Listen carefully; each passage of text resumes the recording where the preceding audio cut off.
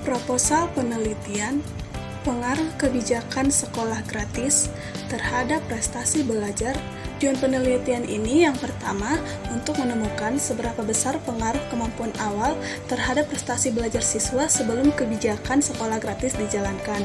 Yang kedua, untuk menemukan seberapa besar pengaruh kemampuan awal terhadap prestasi belajar siswa sesudah kebijakan sekolah gratis dijalankan. Yang ketiga, untuk menemukan perbedaan prestasi belajar siswa sebelum dan sesudah kebijakan sekolah digratiskan. Ini dilakukan adalah untuk menambah pengetahuan mengenai sekolah gratis terhadap motivasi belajar siswa di SMK Negeri 7 Jakarta.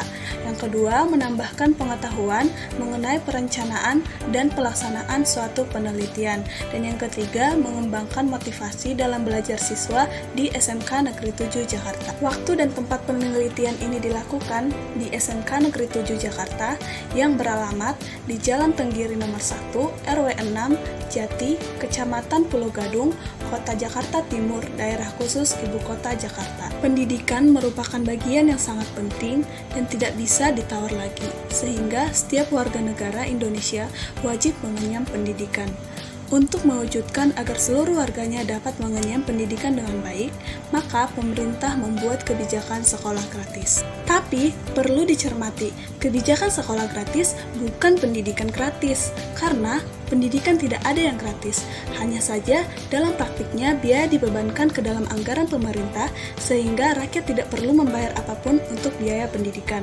Hal ini tentunya patut diapresiasi dengan baik, karena dengan demikian, kesempatan mengenyam pendidikan tidak lagi hanya menjadi milik mereka yang memiliki kekayaan, tetapi juga seluruh rakyat Indonesia. Sekolah gratis yang sudah berhasil membangkitkan minat rakyat untuk bersekolah juga seharusnya dapat membangkitkan semangat dan motivasi siswa untuk belajar dengan baik dan memanfaatkan kesempatan yang ada dengan baik. Tapi, karena merasa gratis dan tidak harus berusaha, para siswa cenderung ogah-ogahan dalam belajar dan tidak memiliki semangat untuk maju dan berkembang. Para orang tua tidak memaksa anak-anaknya untuk belajar, karena berpikir jika anak mereka tidak naik kelas, tidak akan membayar apapun sampai selesai pendidikan. Hal yang menjadi perhatian pemerintah harus mengadakan pengawasan terhadap pelaksanaan kebijakan sekolah gratis, sehingga kebijakan ini dapat menjadi sebuah program unggulan di Indonesia. Proses belajar mengajar di sekolah bersifat sangat kompleks karena di dalamnya terdapat 3 aspek. Yang pertama, aspek pedagogis, belajar mengajar dilaksanakan di sekolah, yang artinya di dalam lingkungan pendidikan dimanapun guru harus mendampingi siswa dalam perkembangannya menuju kedewasaan melalui proses belajar mengajar di dalam kelas. Yang kedua, aspek psikologis, bahwa siswa yang belajar di sekolah memiliki kondisi fisik dan psikologis yang berbeda-beda, yang artinya bahwa proses belajar itu sendiri sangat bervariasi. Misalnya, ada siswa yang belajar materi mengandung aspek hafalan, keterampilan motorik, belajar konsep, dan sikap, dan lain-lain.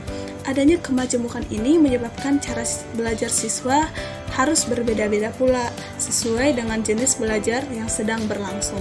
Yang ketiga, aspek didaktis, pengaturan belajar siswa oleh tenaga pengajar, yang artinya guru harus menentukan metode yang paling efektif untuk proses belajar mengajar tertentu sesuai dengan tujuan instruksional yang harus dicapai.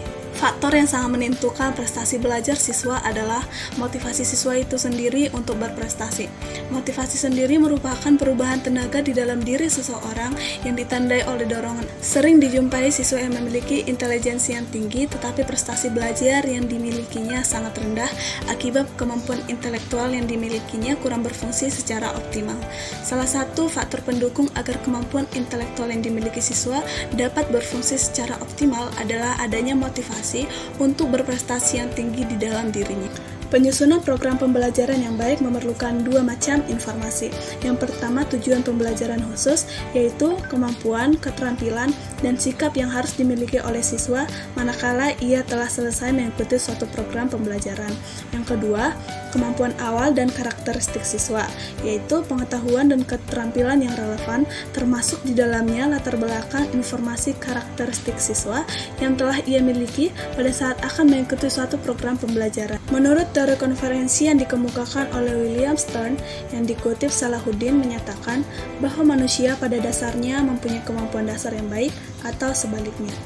Dari pernyataan tersebut, jelas bahwa siswa memiliki kemampuan dasar yang dapat dipengaruhi oleh dua faktor, yaitu faktor internal atau hereditas dan faktor eksternal atau lingkungan pendidikan.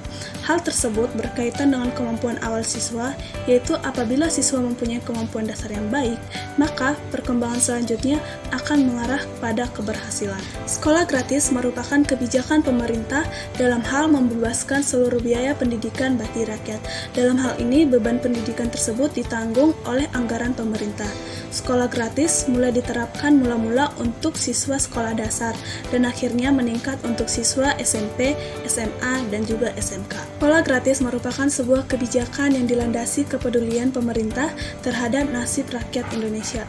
Melihat fenomena masyarakat tidak terbebani sedikitpun untuk mengakses pendidikan, tidak jarang masyarakat tidak termotivasi untuk belajar dan berusaha memanfaatkan peluang yang ada.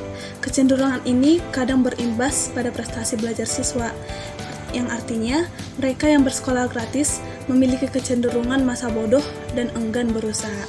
Dari uraian di atas, saya sendiri melihat bahwa kebijakan sekolah gratis justru berpengaruh negatif terhadap prestasi belajar siswa.